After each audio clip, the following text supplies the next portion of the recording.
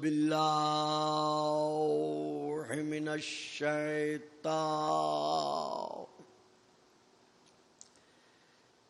اللعین الرجیم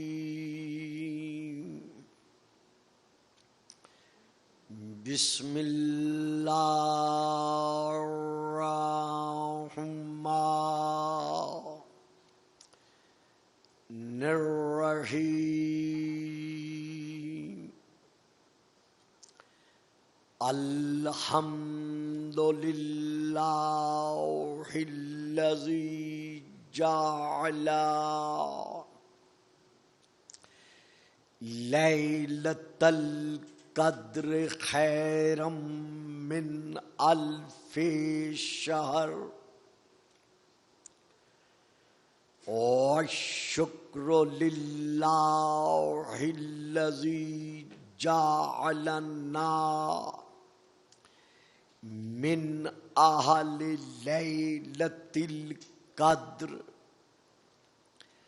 والصلاۃ والسلام علی معدن فیوزات لیلۃ القدر محمد المبعوث صلوات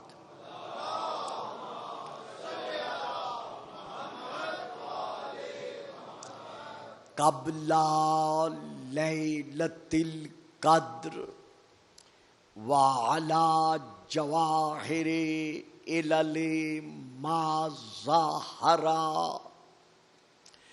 فی لیلۃ القدر ثم الصلاۃ علی آلہ الذین هم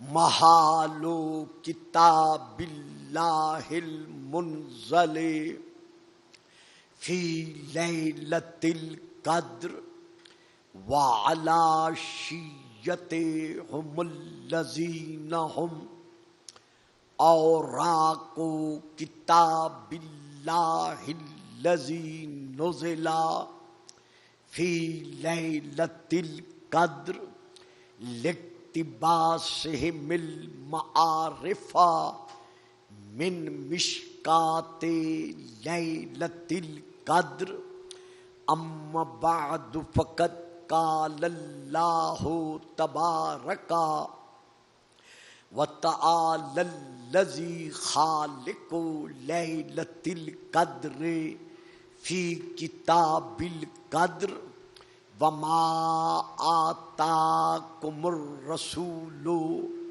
فخذوہ وما نہاکم عنہ فانتہوا صلوات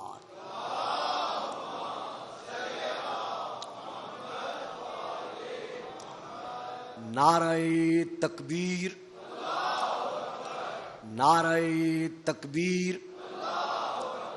نعرہ رسالت نعرہ رسالت نعرہ حیدری نعرہ حیدری حسینیت حسینیت یزیدیت یزیدیت باواد بلند صلوات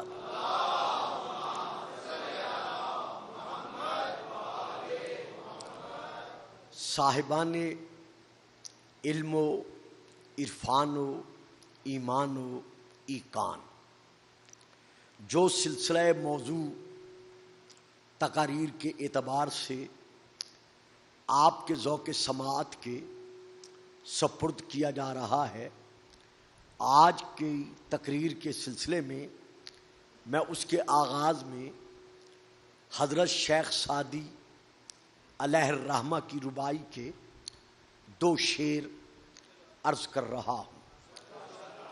بلغ العلا بکمالہ بلغ العلا بکمالہ کشف الدجا بجمالہ حسنت جمیع خصالہ صلو علیہ وآلہ.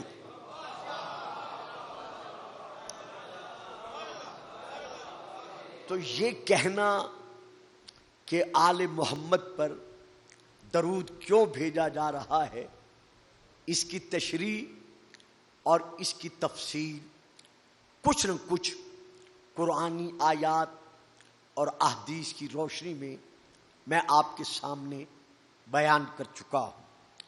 رہا تعلق علیہ السلام کا، تو کل کی گفتگو میں اس سلسلے میں چند ٹوٹے پھوٹے الفاظ آپ تک پہنچا سکا. آج ٹیلی فون پر کافی حضرات نے رابطہ کیا ہے، جن میں سے زیادہ تر میرے بریلوی بھائی اور مولوی ہیں. ان میں سے ایک بزرگوار نے یہ فرمایا ہے کہ ہاشمی صاحب، اعتراض کے ساتھ ساتھ ایک اور بھی ہے جو ہماری طرف سے نہیں ہے، بلکہ کچھ لوگوں کی طرف سے یہ اعتراض ہے. تو رات آپ کی آج صبح میں نے تقریر سنی جو چینل پر چل رہی تھی، تو میں نے یہ سمجھا کہ میں آپ کو اس اعتراض سے بھی آگاہ کر دوں. وہ اعتراض یہ ہے کہ جو لوگ حضرت مولا علی علیہ السلام کی نجف اشرف زیارت کے لیے نہیں جاتے، یا کربلا معلی حسنین شریفین میں سے حضرت امام حسین علیہ السلام کی زیارت کا شرف حاصل کرنے نہیں چاہتے، یا جنت البقیع میں وہ لوگ جو سیدہ بنت رسول اللہ کی تعویذ لحد کے نشان پر، یا امام حسن علیہ السلام، امام زین العابدین علیہ السلام، امام محمد باقر علیہ السلام، یا امام جعفر صادق علیہ السلام، ان کے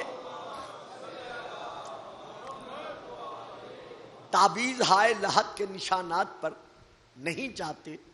شاید آپ کے علم میں نہ ہو، ہم جب بھی ان سے گفتگو کرتے ہیں کہ بھئی یہ اولاد رسول کوئی شیعوں کے لیے تو نہیں ہے، یہ تو رسول کی اولاد ہے، رسول کی آل ہے، تو ہمیں جواب یہ دیا جاتا ہے کہ ہم اس لیے نہیں جاتے کہ ایک غیر معصوم اللہ اور اللہ کی مخلوق کے درمیان دعاؤں کی قبولیت کا وسیلہ نہیں ہو سکتا.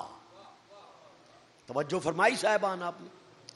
ایک غیر معصوم اللہ اور اللہ کی مخلوق کے مابین دعاؤں کی قبولیت کا وسیلہ نہیں ہو سکتا. تو جب وہ وسیلہ ہو ہی نہیں سکتا تو پھر ہم ان کے نشانات مزارات پر یا مزارات پر جا کر کس طرح دعا مانگ سکتے ہیں؟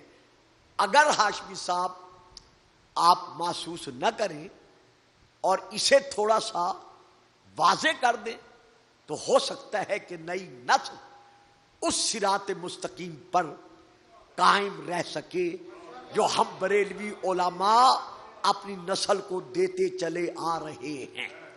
درود پڑھیے گا. صلوات.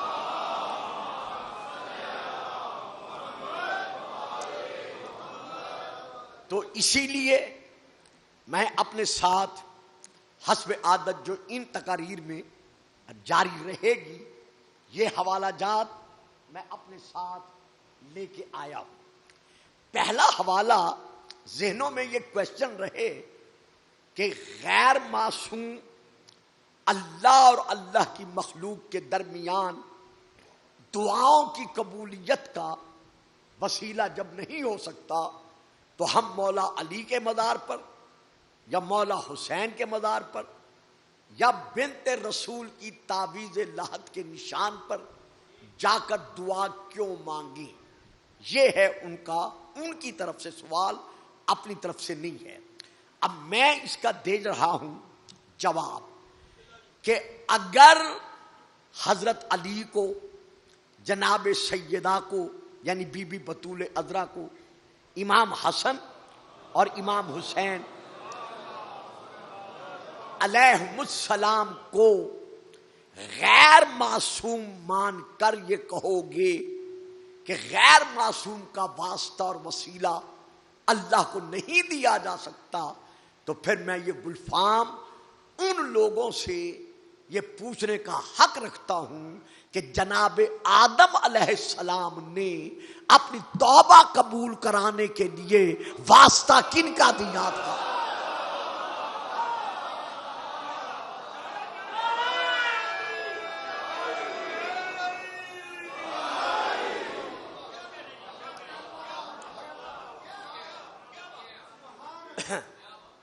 آ جائیں جی، آ جائیں، آگے آ جائیں، جو آنا چاہتے ہیں آ جائیں، درود پڑھیے گا صلوات۔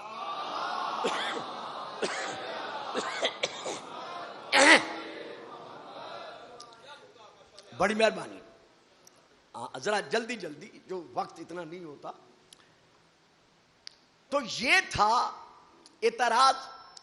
تو چونکہ میں لاہور بیٹھا ہوں، یہاں میری لائبریری نہیں ہے، تو جہاں تک ممکن ہو سکتا ہے میں کوشش کرتا ہوں کہ میں بیٹھ کر یہاں حوالہ جات آپ کے سامنے پیش کر سکوں۔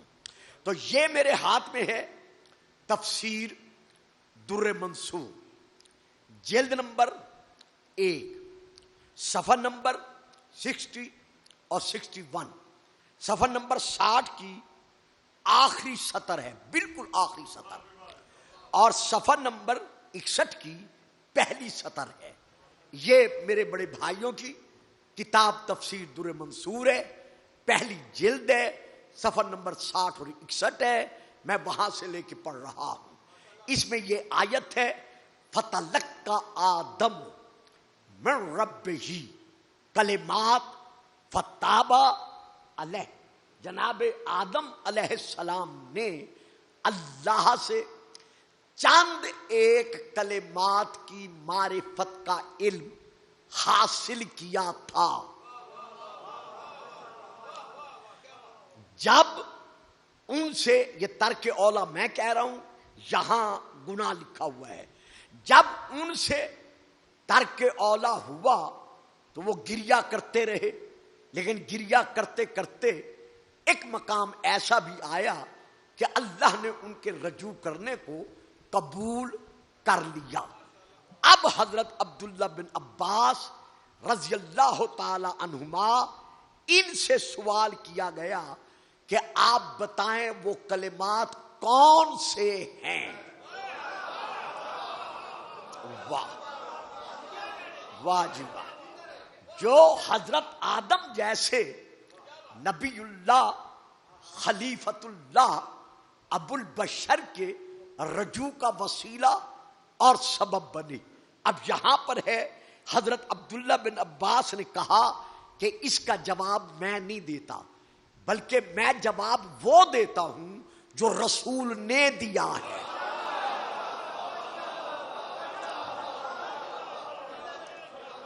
یعنی میں اپنے لفظوں میں اس کا جواب نہیں دیتا، بلکہ اس کا جواب میں وہ دیتا ہوں جو خود صاحب وما ینطق عن الہویٰ نے دیا ہے۔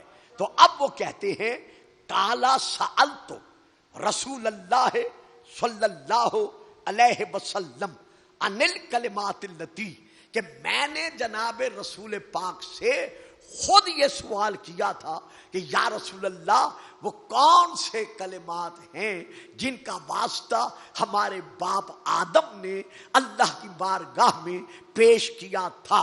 تو رسول پاک نے مجھ سے یہ سوال سن کر کالا، رسول نے جواباً کہا کہ میرے اور آپ کے باپ آدم نے جو سوال کیا تھا اللہ کی بارگاہ میں، اس میں کہا تھا بحق محمد و علی و فاطمہ والحسن والحسین۔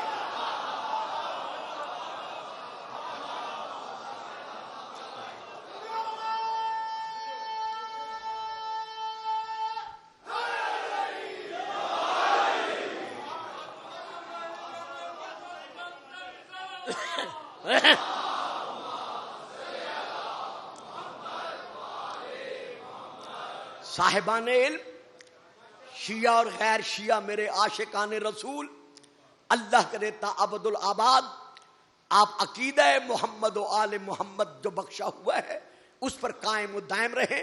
اب یہاں گلفام رکتا ہے، عبارت تفسیر در منصور کی ختم ہو گئی، لیکن اب گلفام رکتا ہے۔ ہمارے باپ آدم نے واسطہ کن کا دیا تھا؟ جناب رسول پاک ایک، حضرت علی دو، سیدہ تین، امام حسن چار، امام حسین پانچ، یعنی ان پنج تن پاک کا واسطہ دیا کس نے؟ جناب آدم نے۔ جناب آدم معصوم ہیں؟ میں رک گیا، آپ بھی چپ کر گئے، میں بھی رک گیا۔ جناب آدم معصوم ہیں نا؟ حضرت آدم کے نام کے ساتھ کیا لکھا جاتا ہے؟ علیہ السلام۔ تو جو آدم کے لیے بھی معصوم ہیں،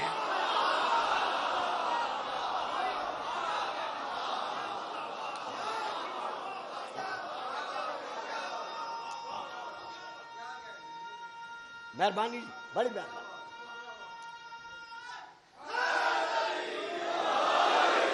یعنی آج کسی کا پریس کانفرنس میں یہ کہنا کہ علی علیہ السلام نہ لکھو، یا حسن علیہ السلام نہ لکھو، یا حسین علیہ السلام نہ لکھو، یہ میں نے کسی شیعہ کتاب کا حوالہ نہیں دیا، اور نہ میں نے شیعہ کتاب کے صفحے کی فوٹو کاپی دکھائی ہے۔ یہ تفسیر در منصور جلد نمبر 1 صفحہ نمبر 60 صفحہ نمبر 61 میں نے وہ پیش کیا ہے۔ تو اب سوچنے کا مقام ہے کہ آدم علیہ السلام واسطہ کس کا دے رہے ہیں؟ پنج تن پاک کا، جو ایسی عصمت کے مقام پر فائز ہیں کہ معصوم کو بھی جب واسطہ دینا پڑا تو ان کا واسطہ۔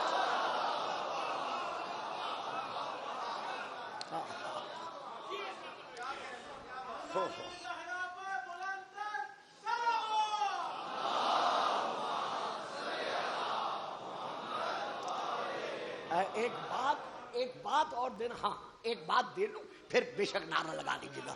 ایک بات یہاں اور دینا چاہتا ہوں جس کی تشریح نہیں کر سکتا، جو مجھے پھر آگے بھی بڑھنا ہے۔ وہ بات میں یہ دینا چاہتا ہوں، جب حضرت آدم ان کا واسطہ دے رہے تھے تو پھر ماننا پڑے گا کہ یہ عالم انوار میں موجود تھے۔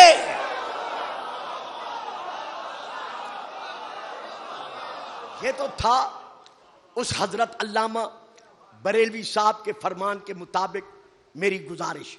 اب میں پلٹ رہا ہوں پھر اپنے موضوع کی طرف، جہاں کل میں نے اسے چھوڑا تھا وہیں سے میں پھر اسے لے رہا ہوں۔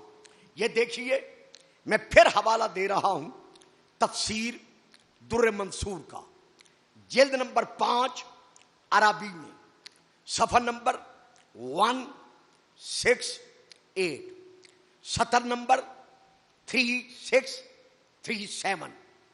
پھر اسی سلسلے میں اسی جلد کا، جلد نمبر 5 کا، صفحہ نمبر 199، سطر نمبر 12، یہ میں وہاں سے لے کر پڑھ رہا ہوں۔ حضرت ام المومنین بی بی عائشہ رضی اللہ تعالی عنہا، ہم سب مسلمانوں کی ماں، وہ ارشاد فرما رہی ہیں کہ جب آیت مباہلہ کے نزول کے بعد رسول پاک دوسری صبح میدان مباہلہ میں جانے لگے، خرج رسول اللہ، صبح کے وقت جب رسول پاک اپنے حجرے سے چلنے لگے تو آپ کے چھانوں پر ایک چادر تھی من شعر اسودا، جو سیاہ اون کے بالوں کی بنی ہوئی تھی۔ اب میں نہیں پڑھتا، میں چپ کر گیا۔ ہماری ماں فرما رہی ہیں کہ رسول پاک جب میدان مباہلہ میں دوسری صبح کو جانے لگے تو ان کے شانوں پر سیاہ رنگ کے اون کی بالوں کی بنی ہوئی ایک چادر تھی۔ اب بھائیوں، میں تو کچھ نہیں کہتا نا، آپ بھی شاید نہیں بولیں گے۔ اب اگر کسی نے سیاہ لباس پر اعتراض کرنا ہے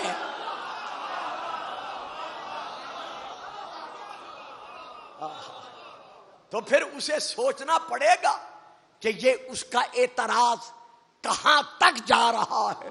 بس میں یہ فکر دے کر اسے یہی روک رہا ہوں کہ انہوں نے رسول پاک نے سیاہ اون کے بالوں کی چادر اپنے اوپر لی ہوئی تھی. تو اب کیا ہوا؟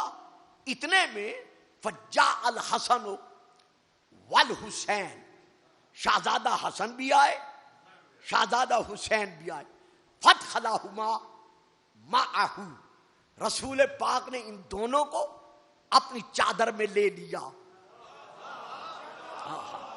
اس کے بعد ثم جاء علی، علی آئے، فادخلہ معہ، رسول نے علی کو بھی اپنی چادر کے سائے میں لے لیا. یہ بی بی فرما رہی ہیں جب ان کو سایہ چادر میں رسول لے چکے، ثم قالا، پھر رسول نے ان کو بٹھا کر کہا انما یرید اللہ لیذھب، ہائے ہائے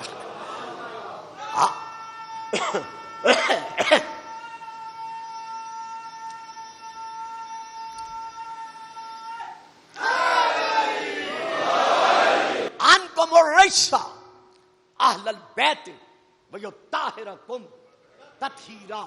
تو رسول نے ان کو بٹھا کر یہ آیت پڑھ کر یہ منوا لیا کہ صاحبان تطہیر کل بھی یہی تھے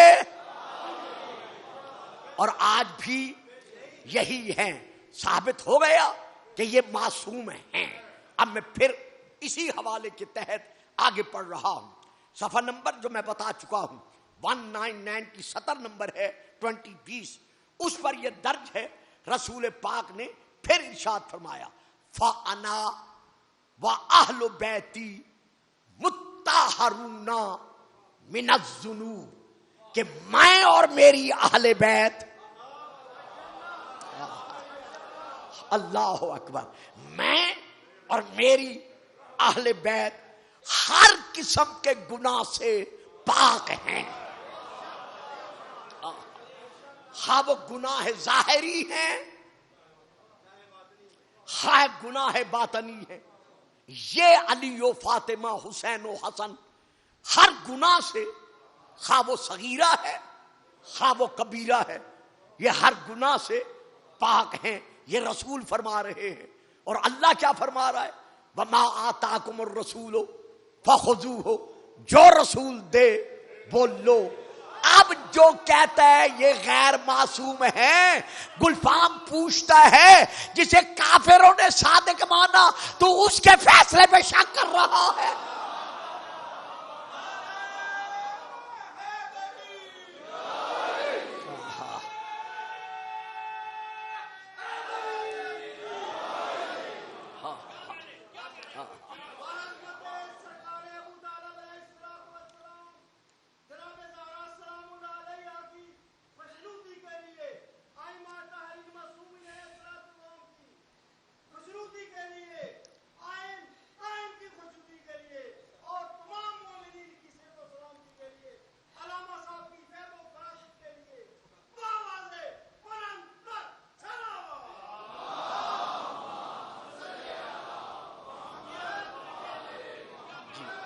یہی تفسیر جس کے حوالے سے میں پڑھ رہا ہوں، یہی صفحہ، لیکن سطر نمبر جو اس کی ہے وہ ہے 22 اور 23. جس سطر نمبر، صفحہ یہی ہے، جلد یہی ہے. صفحہ نمبر اس کی سطر نمبر ہے 22 اور 23. اس پر یہ درج ہے ان النبی کان یقول، رسول پاک ایک دفعہ نہیں، دو دفعہ نہیں، اللہ جانے زندگی میں، زندگی بھر کتنی مرتبہ فرماتے رہے نحنو اہل بیت طہرہم اللہ من شجرۃ النبوہ و موضع الرسالہ و مختلف الملائکہ. لوگوں میری آل کو مجھ سے جدا نہ سمجھنا.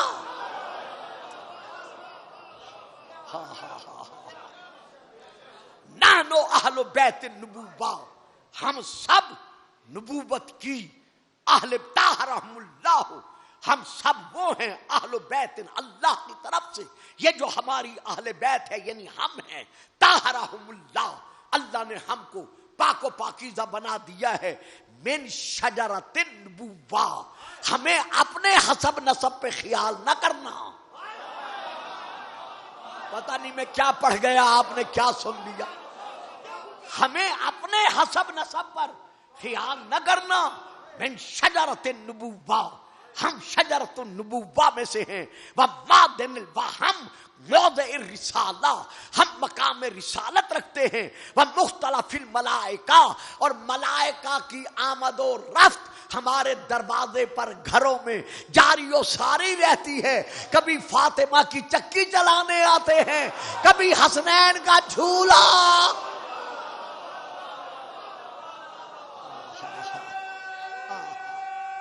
علی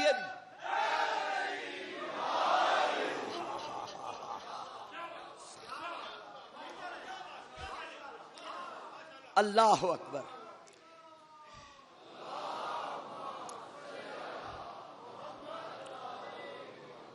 پھر اسی صفحے کی سطر نمبر 25 26 میں بیان کر رہا ہوں، حضرت ابو سعید خدری رضی اللہ تعالی عنہ فرماتے ہیں کہ جب یہ آیت تطہیر نازل ہو چکی، یعنی انما یرید اللہ لیذھب، جب یہ آیت نازل ہو چکی تو رسول پاک 40 دن برابر نماز صبح پڑھنے کے بعد علی و بطول کے دروازے پہ آ کے رک جاتے،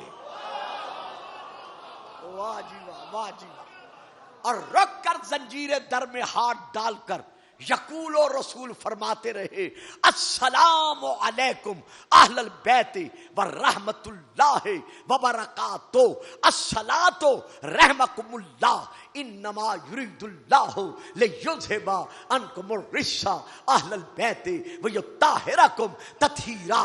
تو ان کے دروازے پر رک کر رسول نے کیا کہا؟ السلام علیکم، تم پر سلام ہو اے اہل بیت نبوہ۔ تو جن پر رسول سلام بھیج رہا ہے وہ کون ہے؟ علی 1، فاطمہ 2، حسن 3، حسین 4، حسن 3، حسین 4۔ تو رسول ان پر بھیج رہے ہیں سلام، اور اللہ کا کیا فیصلہ ہے؟ لقد کان لکم فی رسول اللہ اسوۃ حسنہ، خبردار تم نے کسی اور کی سنت پر عمل نہیں کرنا بلکہ محمد کی سنت پر عمل کرنا ہے۔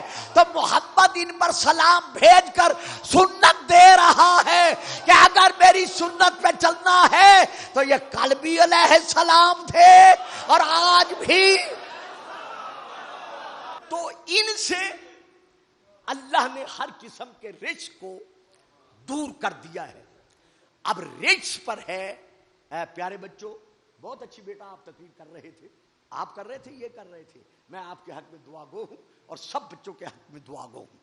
تو اب آپ نے ذرا توجہ کرنی ہے، رجس صرف رجس نہیں، یعنی اکیلا رجس کا ذکر نہیں، رجس پر الف لام ہے، الرجس۔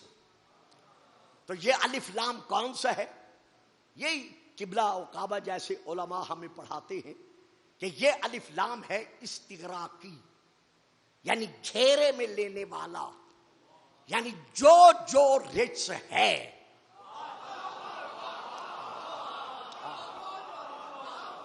جو جو بھی رجس ہے، یہ اہل بیت رسول اس ہر رجس سے پاک ہیں۔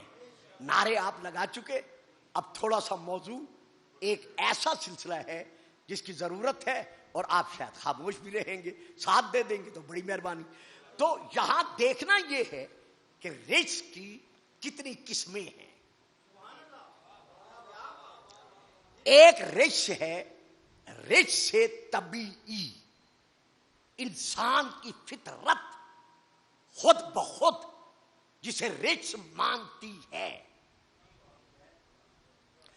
دوسرا ہے رجس سے عقلی، عقل سلیم جس کے پاس ہے، اس کی عقل کا یہ فیصلہ ہوتا ہے کہ یہ رجس ہے، ایک رجس ہے رجس شرعی، جسے قرآن اور حدیث اور فرامین ائمہ منواتے ہیں کہ یہ رجس ہے، اہل بیت ہر رجس سے پاک ہے۔ ذرا درود پڑھیے گا، صلوات۔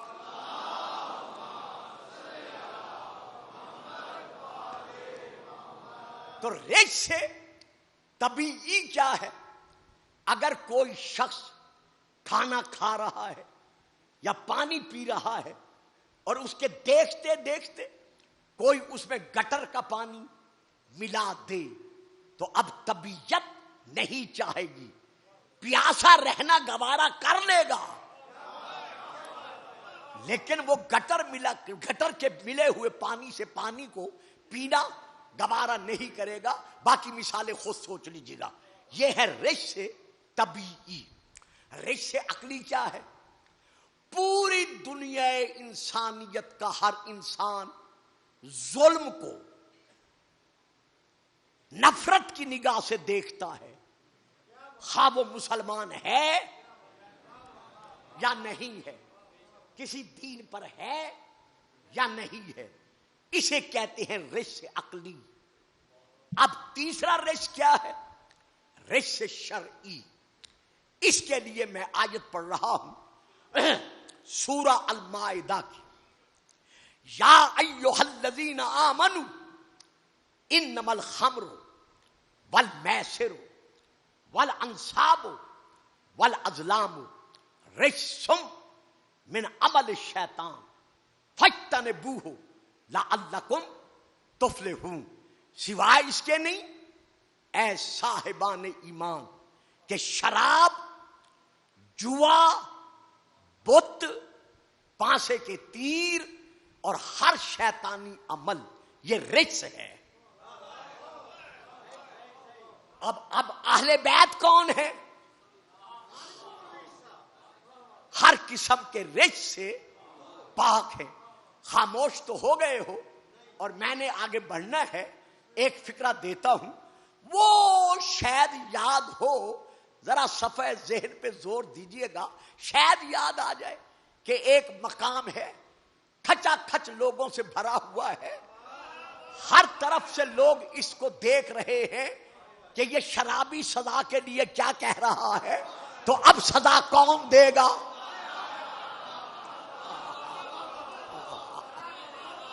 جن کے ذہنوں میں ہے وہ داد دیجئے گا، جن کے ذہنوں میں نہیں آیا گلفام مجبور ہے۔ تو اس وقت ایک شہزادہ اٹھا جس نے تازیانہ سنبھالا، شرابی کو دیکھ کر کہا میں سزا دینے والا ہوں، تاکہ پتہ چل جائے کہ محمد و آل محمد کا گھرانہ کل بھی رجس سے پاک تھا اور آج بھی رجس سے پاک۔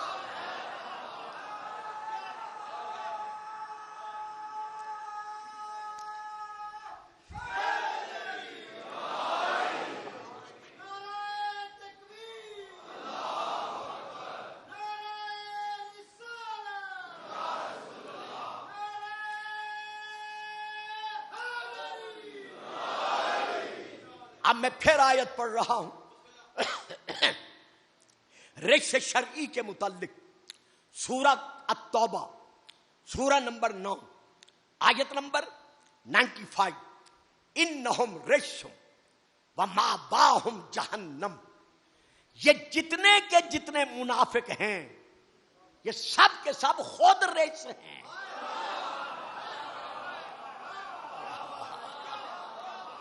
اور ان کا جو ٹھکانہ ہے وہ کیا ہے؟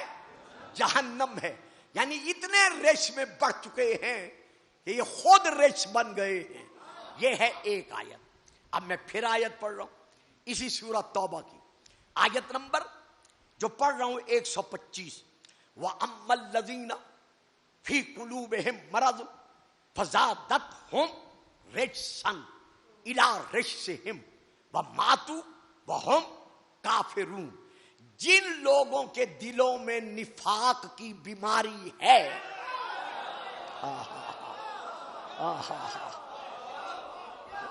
یہ وہ رجس ہے ان کے اندر جو کم نہیں ہو رہا، بلکہ اور بڑھ رہا ہے، اور بڑھ رہا ہے. اور جب یہ دیکھتے ہیں یتیم عبداللہ کو کہ کل تنہا تھا، کل اکیلا تھا، آج کامیابی و کامرانی کے جھنڈے پوری دھرتی کے سینے پہ گاڑ رہا ہے، کل کوئی جسے سلام نہیں کرتا تھا، آج فوج در فوج لوگ اس کے حلقہ امت میں داخل ہو رہے ہیں. جب دیکھتے ہیں اس کے معجزات کو، جب دیکھتے ہیں اس کی فضل و فضیلت کو، جب دیکھتے ہیں اس کی کرامات کو، جب دیکھتے ہیں کہ جمادات بھی، نباتات بھی، حیوانات بھی، انسانات بھی، جنات بھی، ہر ذرہ کائنات بھی اس کا نام لینا عبادت سمجھ رہا ہے. ذرا درود پڑھیے گا، صلوات.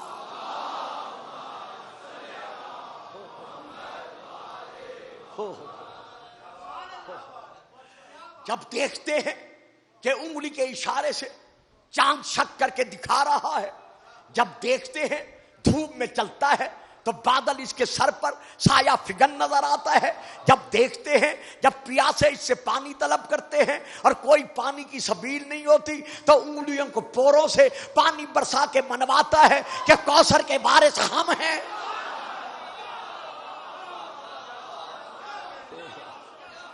بھائیو ذرا درود تو پڑھ دو نا، صلوات تو پڑھ دو نا.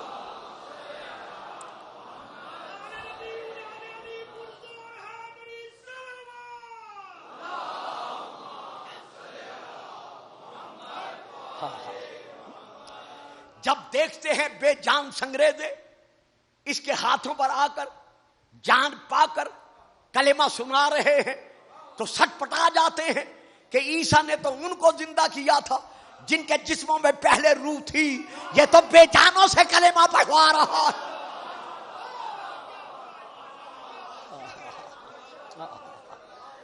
تو جب یہ ذات مصطفیٰ کے یتیم عبداللہ کے معجزات کو دیکھتے ہیں، اس کی فضل و فضیلت کو اور اس کی عزت و عظمت کو دیکھتے ہیں تو ان کے دلوں کے اندر جو حسد مصطفیٰ کی ہنڈیا ہے وہ ابل جاتی ہے،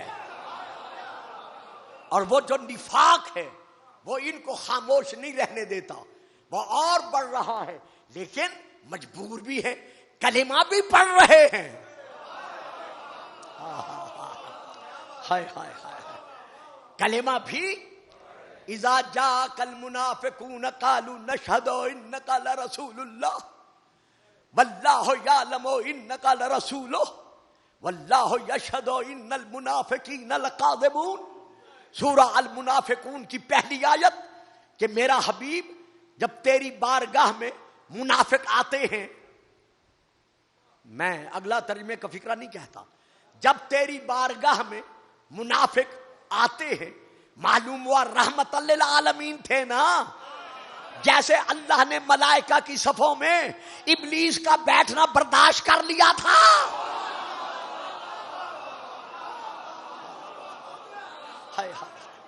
واہ رحمت للعالمین.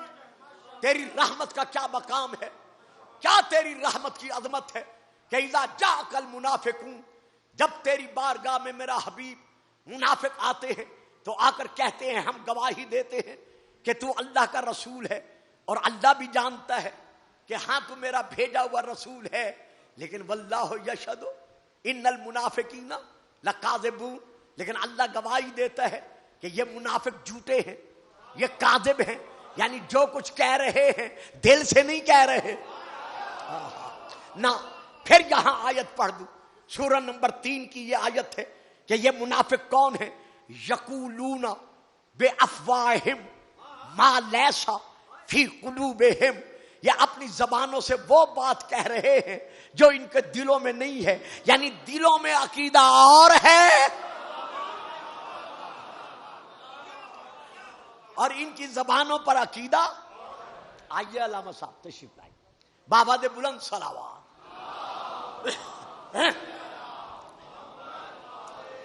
ان کی زبانوں پر عقیدہ اور ہے اور ان کے دلوں میں عقیدہ اور ہے. تو خدا نے قرآن میں واضح کر دیا نا کہ منافق کون ہے، صاحب الرجس ہے. اور منافق کی تعریف کیا ہے کہ عظمت مصطفیٰ کا سامنا ظاہراً حال دیکھ کر کلمہ پڑھ رہے ہیں، لیکن دل کے اندر رسول کے حق میں محبت نہیں رکھتے، خلوص نہیں رکھتے، بلکہ نفاق رکھتے ہیں. یہی تو وہ لوگ ہیں کہ جنہوں نے ظاہری طور پر مسجد بنا ڈالی تھی اور رسول سے کہہ دیا تھا. واہ جی واہ، میں گزرنا چاہتا تھا، آپ چپ کر گئے کہ یا رسول اللہ آئیں ہماری مسجد میں کھڑے ہو کر آپ نماز پڑھائیں.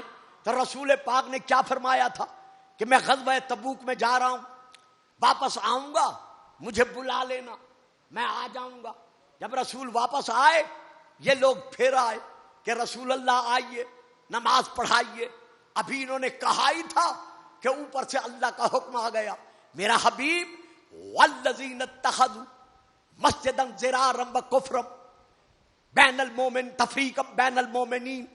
یہ جن لوگوں نے تجھے دعوت دی ہے نا کہ ہماری مسجد میں آ کے نماز پڑھیں اور پڑھائیں، یہ وہ لوگ ہیں جنہوں نے مسلمانوں کے درمیان پھوٹ ڈالنے کی خاطر، فساد ڈالنے کی خاطر یہ مسجد بنائی ہے. اسی لیے یہ مسجد مسجد ضرار ہے، اس کا نام ہے نقصان دینے والی مقصد. اب آخر میں ہے فلا تقم ولا تقم فیہ ابدا. اس مسجد میں کھڑے ہو کر کبھی بھی نماز نہ پڑھنا. رسول پاک نے تفسیر ابن کثیر میں ہے صحابہ کو ساتھ لیا، رضوان اللہ علیہم اجمعین کو ساتھ لیا، مسجد کے قریب آئے، فرمایا مسجد گرا دو. انہوں نے آنن فانن گرا دی. جو اس کی چھت تھی کھجور کے شاخوں کی، فرمایا اسے جلا دو. صحابہ نے وہ جلا دی. کیوں جلائی؟ رسول نے کیوں حکم دیا کہ گرا دو جلا دو؟ اس لیے کہ منافقوں کے مال سے بنی تھی. ہائے ہائے ہائے ہائے، اس لیے کہ منافقوں کے مال سے بنی تھی. قبلہ و کعبہ حضور والا آپ ہمارے اساتذہ کی مانند ہیں، میں جو اب فکرہ دے رہا ہوں ان سے تو داد لوں گا، آپ سے دعا لوں گا. اللہ نے منافقوں کے مال سے بننے والی مسجد کو قبول کرنا گوارا نہ کیا، تو جب غیرت الہیہ منافقوں کے مال سے بننے والی مسجد قبول کرنا گوارا نہیں کرتی، اگر ابو طالب کافر ہوتا تو غیرت الہیہ 17 سال برابر ابو طالب کے دسترخوان پر محمد کا پلنا گوارا کیسے؟ یہ جوانیاں سلامت رہیں. تو پوری اہل بیت رچ سے پاک ہے، معصوم ہے. تو آپ خود کہہ رہے ہیں کہ سلام اس کے لیے ہے جو معصوم ہے، تو انہیں اللہ بھی معصوم منوا رہا ہے، رسول بھی معصوم منوا رہے ہیں. معلوم ہوا اس گھرانے کا ہر فرد کوئی مانے یا نہ مانے کل بھی علیہ السلام تھا اور آج بھی علیہ السلام ہے. چلا زہرا کا لال غریب الزہرا بطول کا بیٹا مدینہ چھوڑ کر. حسین جن قافلے کے نوجوانوں کو، بزرگوں کو، بچوں کو ساتھ لے کر گئے ہیں، ان میں کچھ ایسے بھی ہیں کہ جن پر اتنا ظلم ہوا ہے کہ ان پر اتنے تیر برسے، اتنے نیزے لگے کہ ان کے جسم پر سوراخ بن گئے. یعنی ان کے وجود مقدسہ پر نیزے لگنے سے، تیر لگنے سے سوراخ بن گئے. ان میں سے ایک مظلوم وہ ہے جسے کہتے ہیں مظلوم کوفہ، سفیر کوفہ، حضرت بی بی رقیہ بنت علی کا پریشان مقدر. جب اکیلا رہ گیا اور طوع مومنہ کے گھر رات بسر کی، ابھی نماز صبح کی تعقیبات میں مصروف تھے کہ گھوڑوں کے ٹاپوں کی آواز آپ کے کانوں پر آئی. مصلی عبادت چھوڑ کر حضرت مسلم کھڑے ہو گئے. طوع سے کہا طوع تیرا حق کے مہمانی قبول ہے. قیامت کے دن حسنین کی ماں تجھے اجر عطا کرے گی. میرے ہتھیار مجھے اٹھا دے. کہتی ہے مولا یہ گھر ہے, دیواروں کے اندر ہے, جب دشمن اندر آئیں گے تو محدود تعداد میں ہوں گے, آپ بڑی آسانی کے ساتھ ان کا مقابلہ کر سکیں گے. باہر جائیں گے, ہو سکتا ہے مقابلہ نہ ہو سکے. آپ نے طوع کی طرف دیکھا, دیکھ کر فرماتے ہیں طوع غیرت ہاشمیہ یہ گوارا نہیں کرتی کہ میری موجودگی میں غیر محرم تیرے گھر آ جائیں. یہ گوارا نہیں ہے مجھ سے کہ میرے ہوتے ہوئے غیر میں آپ کی طرف سے بھی اپنی طرف سے بھی ہاتھ باندھ کر کہتا ہوں مولا مسلم, کوفے میں تو آپ کو اتنا برداشت نہ ہوا کہ غیر محرم طوع کنیز کے گھر بغیر پردہ کرائے داخل ہو جائیں, لیکن ہائے شام غریبا,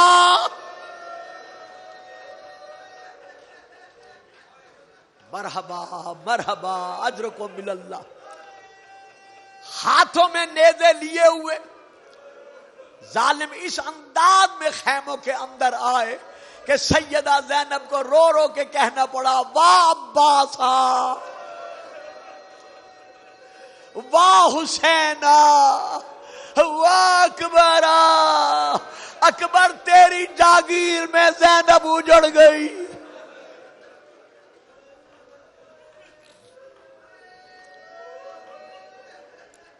ہتھیار سنبھالے. محمد بن اشعث 15 ظالموں کا قافلہ لے کر آیا تھا, 1500 کا. مقابلہ کیا, پھر اور منگوانے پڑے, اور منگوانے پڑے, حتیٰ کہ اکیلا مسلم لڑ رہا ہے. یا حکم ملا محلے کی تمام عورتوں کو, محلے کے گھروں کے تمام بچوں کو کہ اپنے اپنے گھروں کی چھتوں پر چڑھ جاؤ.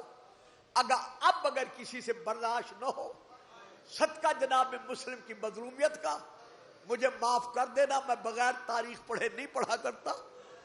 جس کے گھر میں جتنی جتنی آگ ہے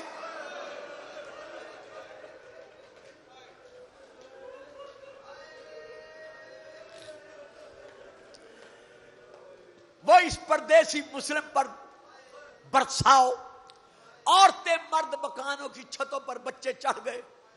جن کے گھروں میں جتنی جتنی آگ تھی اکیلے پردیسی مسلم پر یہ آگ برسانے لگے. بلکہ کچھ تاریخوں میں ہے کہ ظالموں نے تیروں کو آگ لگا کر جناب مسلم کے جسم پر تیر برسائے. جب ہر طرف سے آگ برس رہی تھی, تیر برس رہے تھے, سر سے لے کر پاؤں تک جناب مسلم اپنے خون میں ڈوبے. ایک دیوار کے ساتھ پشت لگائی, سہارا لیا, رخ کیا مکہ کی طرف, آواز دے کر کہتے زہرا کا لال کاش میرے پہلو میں عباس ہوتا.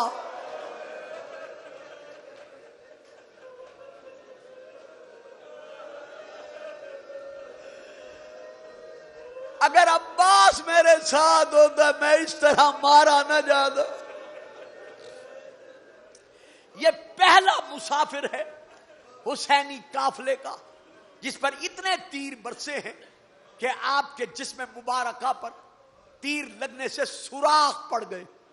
جب آپ کو قیدی بنا کر دارالعمارہ کی چھت پر لایا گیا, بکر بن حمران یا اس کے بھائی ملون نے جب تلوار سنبھال کر کہا مسلم گردن جھکاؤ تمہارا سر اڑانا ہے, آپ نے دارالعمارہ کی چھت پر کھڑے ہو کر جب سر جھکانا چاہا, نیچے دیکھا کہ کوفی لوگوں کا ایک بہت بڑا اجتماع ہجوم ہے.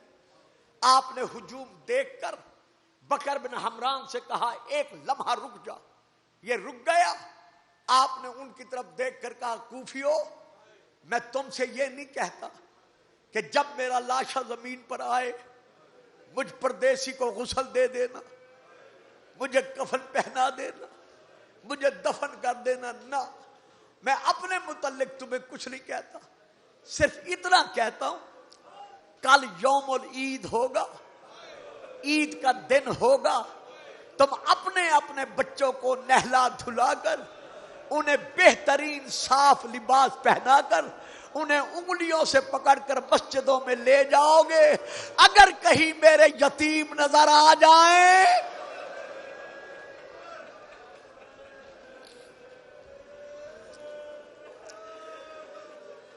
محمد و ابراہیم نظر آ جائیں تو ان پر ظلم نہ کرنا۔ یہ ہے پہلا مظلوم جس کے جسم پر اتنے تیر برسے کہ بدن سوراخ سوراخ ہو گیا۔ دوسرا مظلوم کون ہے؟ کربلا میں سیدہ زینب کے جب دونوں بیٹے اون و محمد میدان میں گئے، 4000 ظالموں نے دونوں شہزادوں کو گھیرے میں لے کر تیر برسانے شروع کیے۔ محمد کے جسم پر اتنے تیر برسے کہ سارے بدن میں سوراخ بن گئے۔ جناب زینب کو کہنا پڑا، میرا لال، میں نے رونا تھا لیکن اب نہیں روتی، تیری حالت کو دیکھ کر سمجھ گئی ہوں کہ اللہ نے میرا صدقہ قبول کر لیا ہے۔ یہ ہے دوسرا مظلوم جس کا بدن تیر لگنے سے سوراخ سوراخ ہو گیا۔ دوسرے مظلوم کے بعد تیسرا مظلوم کون ہے؟ وہ ہے جسے بطول نے چکیا پیس پیس کے پالا تھا۔ ہائے غریب کربلا، ہائے مظلوم الزہرا۔ میرے مولا باقر فرماتے ہیں کہ چاروں طرف سے لوگوں نے میرے باپ دادا کو گھیرے میں لے کر کہا اقتل الحسین، اقتل الحسین۔ کسی نے پتھر مارے، کسی نے عصا مارا، کسی نے تیر مارے، کسی نے تلواریں ماری۔ میرے دادا کے بدن پر تیر لگنے سے اتنے سوراخ پڑ گئے کہ جب گرم ہوا چلنے لگی تو میرے دادا کے زخموں سے ہوا آر پار ہو گئی۔ بطول نے آواز دے کر کہا، بابا بابا، میرے حسین کا جرم کیا؟